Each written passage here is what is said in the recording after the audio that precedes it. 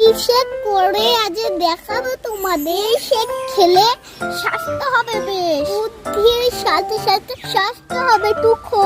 দেখতে থাকো, হাসতে থাকো, রান্না বাটির সাথে থাকো। আজকে আমি বানাবো হেলদি মিল্কশেক। আজকে আমি এই মিল্কশেক বাটিটার মধ্যে মিল্কশেক বানাবো। এর মধ্যে আমি দেব 2টো কলা। খাওয়া কিন্তু একদম ভালো না, ওর জন্য আমি দুধ দিয়ে দেবো। এর মধ্যে দেবো 2টো বিচি ছাড়িয়ে জুস। এর মধ্যে দেবো কটা কিশমিশ।